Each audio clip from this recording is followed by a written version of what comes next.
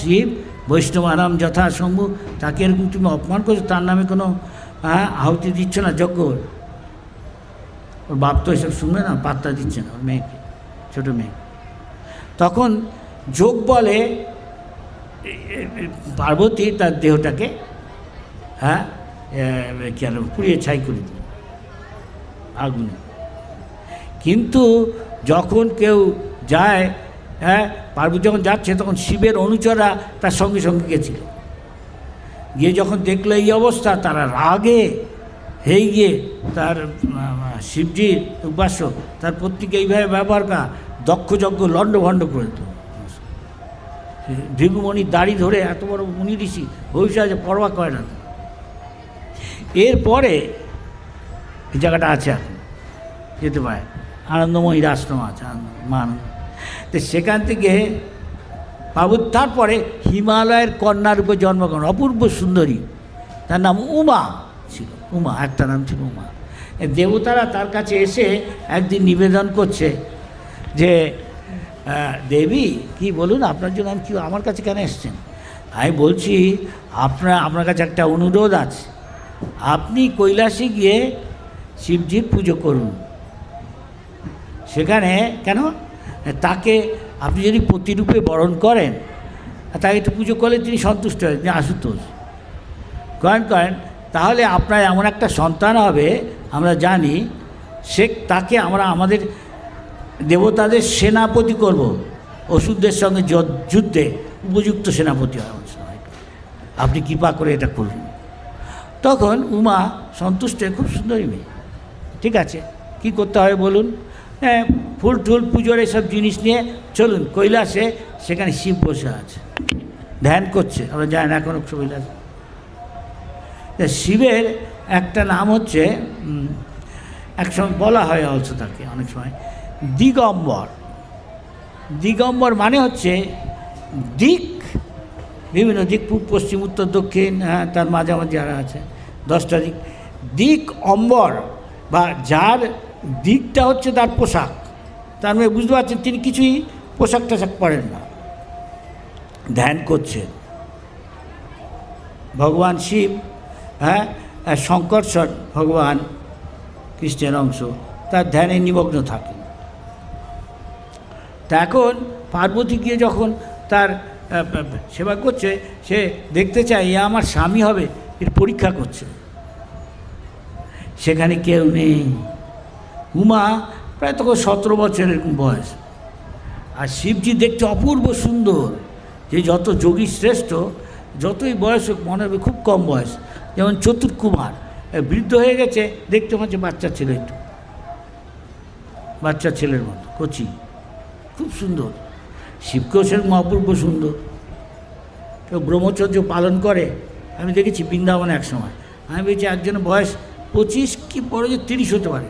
যখন আমি বললাম, তখন অন্যরা বললো কী বলছেন আপনি, জানেন আমরা একে দেখছি বহুদিন ধরে, অন্তত 60-65 উপরে বয়স কম করে।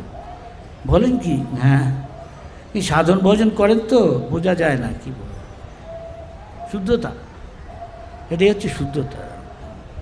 যেমন যারা সকালবেলা উঠে চান করবেন, ব্রহ্ম মুহূর্তে ভগবানের নাম কীর্তন করে করবেন, তাদেরও দেখতে মুখ উজ্জ্বল, দেখে বয়স বোঝা যায় না, অনেক সময় অনেক কম বয়স মনে হয়, ভক্ত তো যায়। তাই বলছিলাম, ধীর মানে কি? ধীরস্তত্ব ন মুহ্যতে, যে মায়ার দ্বারা মোহিত সহজে হবে না, যে যত ধীর নরোত্তম। ধীর কি? যে ইন্দ্রিয়গুলোকে তার বাচবেগ, বাচবেগ, জিহ্বাবেগ, মনোবেগ, ক্রোধবেগ, উদরবেগ, উপস্থবেগ, এগুলো যে কে উত্তেজিত হলে ওটা নিজের কন্ট্রোলে রাখতে পারে, যে যত সে যত সাধন ভজনে উন্নত, অত সহজ নয়। তাই পার্বতী খুব ইয়াং মেয়ে, ভাবছে এ আমার স্বামী হবে, দেখিয়ে কত দৃঢ়, তার গা স্পর্শ করছে। সব পুজো টুজো করার পর দেখছে তার ধ্যান ভঙ্গ হচ্ছে না, সব স্পর্শ করছে, এমনকি তার তার গোপন অঙ্গ পর্যন্ত স্পর্শ করে দেখছে। দেখি এর মানে এই না যে সে ইম্পর্টেন্ট, বাংলা কি বলবো, হ্যাঁ, তার মধ্যে কি বলবো, বীর্যহীন কি যাই হোক, তা না, কিন্তু তার নিজের উপর কন্ট্রোল আছে। সে জানে আমি এই দেহ নয়, সে সাধন ভজনে যে যত উন্নত সে ততটা ধীর। কিন্তু আমাদের এইসব পরীক্ষা করা উচিত না, কেননা নরনারায়ণ ঋষি ছাড়া কেউ ভাবা উচিত না জড়জাগতিক আকর্ষণ যার দ্বারা আমি প্রভাবিত হতে পারি, একান্তে আছি একলা, তার যে যত কৃপা পেয়েছে সে ততটা ধীর। এটা হচ্ছে কুমার সম্ভবের উদাহরণ, ধীর একটা প্রকৃষ্ট উদাহরণ। এইভাবে আমরা বুঝতে পারি আমি কত সাধন ভজনে উন্নতি হচ্ছে। আমরা নিজেরাই জানি এখন কলিযুগ, আমরা ইস্কনে জয়েন করেছি, ইস্কনের প্রসাদ খেয়ে বাইরের আর কিছু যারা লুপ্ত হচ্ছি না খাবারের গন্ধে, হ্যাঁ কি না? যারা জানেন, অনুভব করেছেন, জানেন এখন আর বাইরে ঝালমুড়ি আর অন্য অনেক কিছু লোভনীয় আর যায় না। এইভাবে সে আস্তে আস্তে উন্নতি হয়। ফট করে নামে রুচি অত সোজা না, তাই সে ব্যতিক্রম আছে ক্ষেত্র বিশেষে। যাই হোক, সেই প্রভুপাদ চেয়েছিলেন আমাদের তাই যে প্রথম দিকে শতগুণ সম্পন্ন হও। শতগুণ হলে সত্যিকারের জ্ঞান হবে। রজস্তম গুণের লক্ষণ কি? কাম, ক্রোধ, লোভ, মোহ, এগুলোর দ্বারা আমরা বিজিত হয়ে যাই। যে যত ভজন করে এগুলিকে সংযত করেছে সে ততটা এগিয়েছে এই পথে, ভক্তির পথে। তখন ব্রহ্মভূত স্তরে এসে ন শোচতি ন কাঙ্ক্ষতি। অন্যের মতো আমার একটা জিনিস আছে আর একটা জিনিস চাই হচ্ছে ভালো, না, সে আর চায় না। আর যে চা কিছু হারিয়েছে ভালো জিনিস তার আসক্ত, সের জন্য সে শোক করে না। নশৈত সমসর্বেষু ভূতেষু, সমস্ত জীবের মধ্যে ভগবান আছে জেনে সেরকমভাবে তার সাথে যথাযথভাবে ব্যবহার করে। হ্যাঁ, মদ ভক্তি লভতে পরাম, তখন পরাভক্তি শুরু হবে। সত্যিকারের ভক্তি তখন থেকে শুরু হয়। ভক্তি এগুলো সব লক্ষণ রয়েছে। একটুখানি আলোচনা করলাম, সময় চলে যাচ্ছে, বোধহয় এখনও বোধ হয় 14 মিনিট এরকম আছে। আপনার কোনো প্রশ্ন আছে? বলুন, এই সম্পর্কে আপনাদের কোনো প্রশ্ন আছে কেউ? হ্যাঁ হ্যাঁ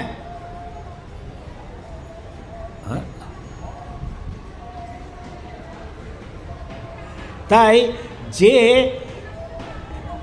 তপোদিব্বন, তপস্যা করতে, এটা একটা তপস্যা। পাপ কাজগুলো ছেড়ে দাও, অবৈধ সঙ্গ, গার্লফ্রেন্ড, বয়ফ্রেন্ড, আমিষ আহার, নেশা, চা কফি পর্যন্ত তমগুণের লক্ষণ, জুয়া খেলা ইত্যাদি। সে এইভাবে শতগুণে সে সমস্ত পাপ কর্মগুলো ছেড়ে যে শান্ত অন্তগতং পাপন, এটা এখনকার দিনে প্রায় বলতে গেলে অনেক লোক পারবে না, তাই তারা এসে ইস্কনে আসছে না। কিন্তু যারা চেষ্টা করছে ভক্ত সঙ্গ করে, আস্তে আস্তে হচ্ছে, এগোচ্ছে। হ্যাঁ, তাই বলছে তপোদীপ, এটা একটা তপস্যা। তপস্যা মানে স্বেচ্ছায় কষ্ট স্বীকার করা। কেন তপস্যা করছে? যে না সত্তা শুদ্ধ হয়, যাতে আমাদের অস্তিত্বটা শুদ্ধ হয়, পবিত্র হয়। শুধু হরিনাম করে কৃষ্ণ সঙ্গ আর প্রসাদ খেলেই প্রাথমিক স্তরে ঠিক আছে, সে যদি উন্নত হতে চায়, ভক্তিপথে অগ্রসর হতে চায়, কনিষ্ঠ অধিকার থেকে মধ্যম অধিকার, অন্তত মধ্যম অধিকার হলে সে প্রচার করতে পারে, নাহলে পতনের সম্ভাবনা আছে। এর উপরে গিয়ে অনেকে এই পথে দেখে খুব কঠিন তার যে আশ্রম সেটা রক্ষা করা, এই পথ থেকে চলে যায়, কিন্তু তাতে কোনো ক্ষতি নেই, আবার সে হরিভজন করতে পারে।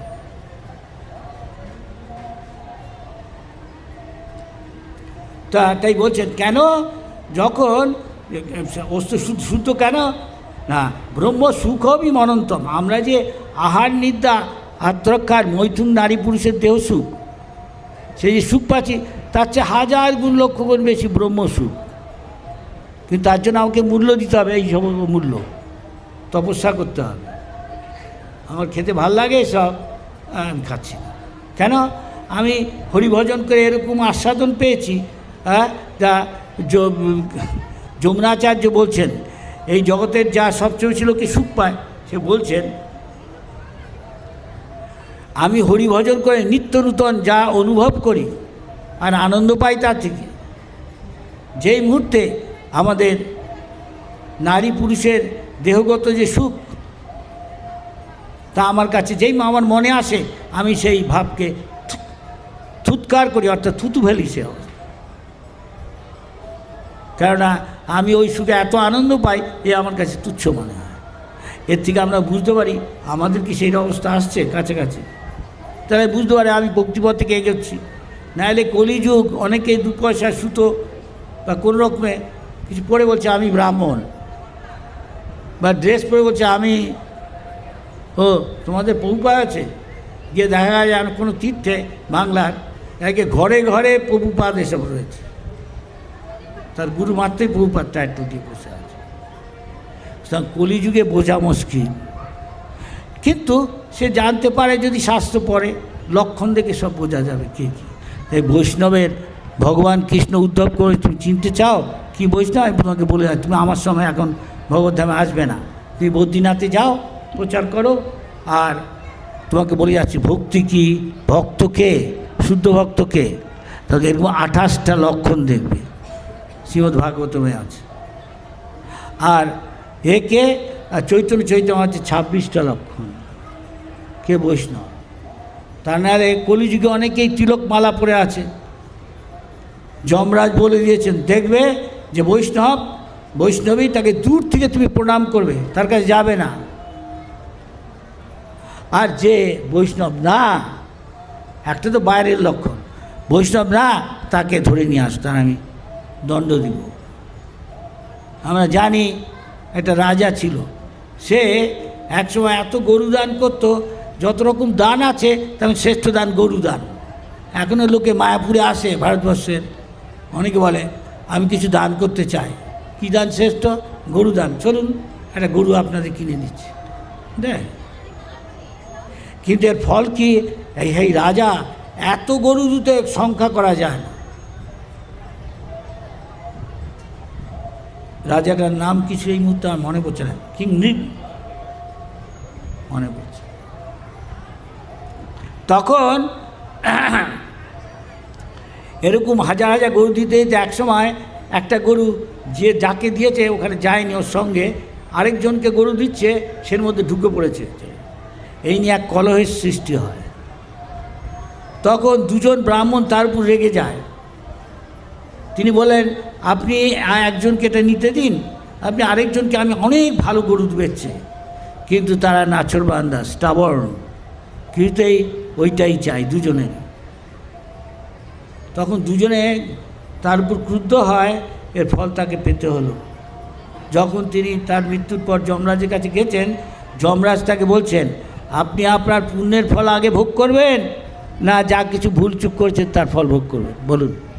তিনি বলেন আমি যা ভুল ত্রুটি করেছি তার ফল ভোগ। ঠিক আছে, এখনই তাকে বানানো যাও।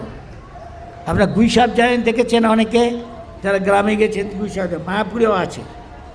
এরা মাছ খায় কুমিরের মতো দেখতে এত বড়, আমাদের ঘরে টিকটিকি ডাকেন অনেকটা সেরকম, এরকম ব্যবস্থা বানিয়ে দিয়েছে। তা সে তখন যমরাজের কাছে অনেক প্রার্থনা করে। যমরাজ বলে ঠিক আছে, আপনি উদ্ধার পেয়ে যাবেন, ভগবান আপনাকে উদ্ধার করবে কৃষ্ণ যখন আসবে।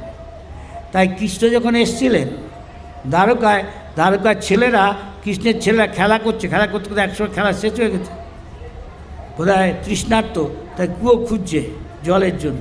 হতে হঠাৎ কে বলে আবার বোধহয় বলটা পড়ে গেছে, এটা খেচ্ছে। তখন খুঁজতে খুঁজতে গিয়ে সেই দেখলো একটা শুকনো কুয়ো, তার মধ্যে একটা সে গুইসাপ রয়েছে, এটা উঠতে পারছে না। গর্ত তো অনেকটা গভীর, ওবার থেকে উঠতে পারছে না। তখন ওরা চেষ্টা করলো কে উদ্ধার করার, পারলো না। তখন বাপকে গিয়ে বললো, কৃষ্ণকে গিয়ে বললো বাবা দেখো এরকম ও কষ্ট পাচ্ছে, ওকে উদ্ধার করে দাও, আমরা পারলাম না তো।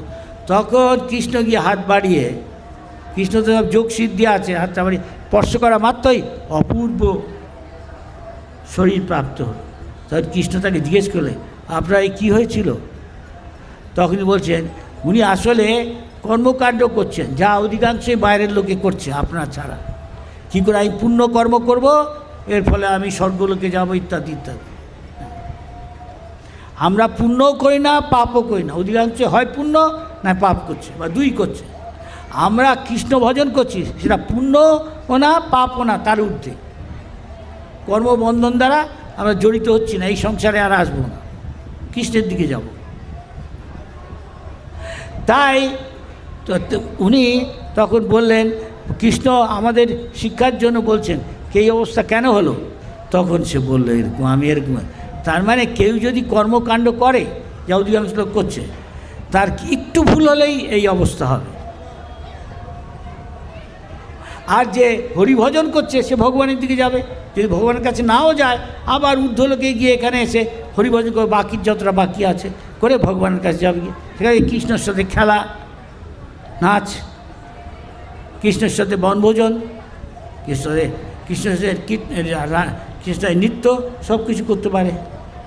মা যশোদা, নন্দ বাবা, কৃষ্ণের বন্ধু বান্ধবী, তাদের অনুচর বা তাদের অ্যাসিস্ট্যান্ট করতে পারে।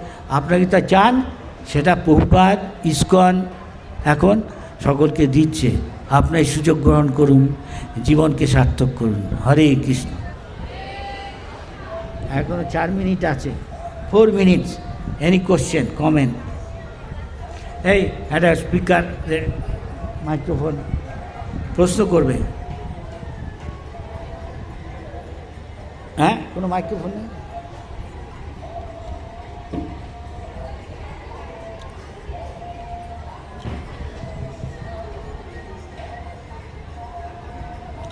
সংক্ষেপে প্রশ্ন করবেন, প্রাসঙ্গিক যা আলোচনা করলাম।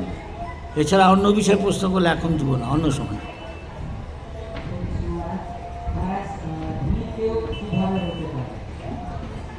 কী হলো? বুঝতে পারছি, শুনতে পাচ্ছি না।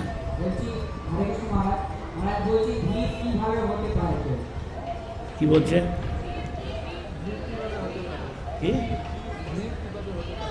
ধীর কিভাবে হতে পারবেন? খুব সহজ। ধীর হল উৎসাহ। হ্যাঁ হ্যাঁ, ধীর হলো বাচ বেগ, এই কথা বলার যে বলার ইচ্ছা, সেটা। জিহ্বা বেগ, জিভ দিয়ে অনেক কিছু খাওয়ার ইচ্ছা হচ্ছে, দেখছি। মনোবেগ, আমাদের মন অনেক কিছু বলছে, সেটা যদি শুনে আমি সেভাবে চলি। ক্রোধ বেগ, অনেক সময় কেউ কিছু আমার গালাগালি দিয়েছে, আমি রেগে গিয়ে তাই করি। হ্যাঁ, উদর বেগ, জিভায় ভাল লাগছে, সেটাকে আমার একটা গোলাপজাম বা ফুচকা খেতে ভাল লাগছে, 4-5টা খেয়ে তাই 20টা খেয়ে ফেললাম, 30টা খেয়ে ফেললাম। সে নিজেকে সংযুক্ত করতে হয় জিভা। উদর বেগ, অনেক বেশি করে খাচ্ছে সেই জিনিসটাকে। তারপর উপস্থ বেগ, এই পেটে বেশি চাপ পড়লে তখন আমাদের যে জননেন্দ্রিয় আছে সেটা উত্তেজিত হয়ে যায়। যে এগুলোকে সংযত করতে পারে,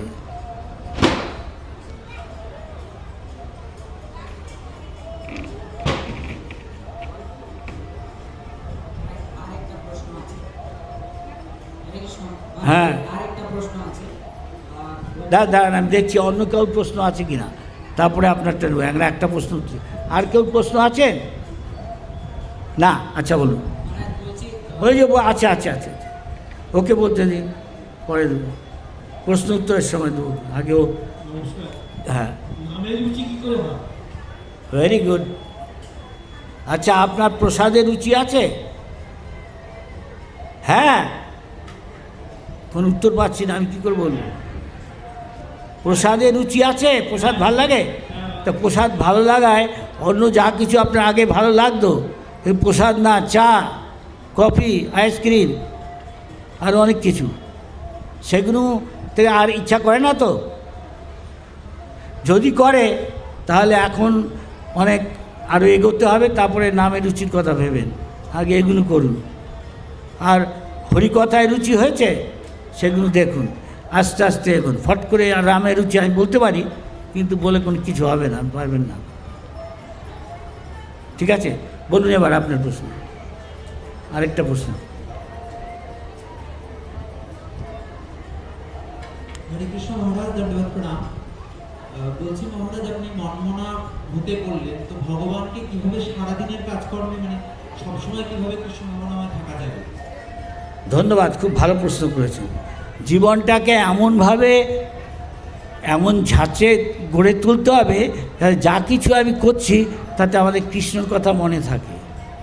সেটা ইসকন শিক্ষা দিচ্ছে, সেটাকেই বলে কৃষ্ণ ভাবনাময় জীবন। সে গৃহস্থই হোক, ব্রহ্মচারী হোক, সন্ন্যাসী হোক, দোকানদার হোক, উকিল হোক, ব্যবসায়ী হোক, সে রাজনীতিবিদ হোক, সে বায়ুসেনাতে যোগ দিয়েছে কি নৌসেনাতে কি এমনি পুলিশম্যান, তার জীবনটা এখানে ইসকনের শিক্ষা হয়েছে। হট করে ভগবান কি বলে আমি বলবো না। আমি এখন কি করেন? মহারাজ আজকে ইউনিভার্সিটির লাস্ট পরীক্ষা দিয়ে বেরোলাম। আচ্ছা আচ্ছা, তাহলে আপাতত এটা শিখুন, ইসকনে আসুন, ইসকনে ভক্তদের সাথে যোগাযোগ রাখুন, প্রসাদ পান, ধীরে ধীরে আপনি জানতে পারবেন। মহারাজ আমি মানে জয়বত হোসেন মহারাজের কাছ থেকে অ্যাসপায়ারিং আছে, মানে শেল্টার হয়ে গেছে। বুঝতে পারছি না, বলুন আবার। মহারাজ আমি চরণাশ্রিত এই। ও আচ্ছা, বুঝেছি। সে হ্যাঁ, ঠিক আছে, এগিয়ে যান, এইভাবে করতে থাকুন, সময় লাগবে। আশীর্বাদ করবেন মহারাজ। নিশ্চয়ই নিশ্চয়ই, যেমন যেমন করবেন তেমন তেমন কৃপা পাবেন। আমার সময় হয়ে গেছে, এরপর কাজ।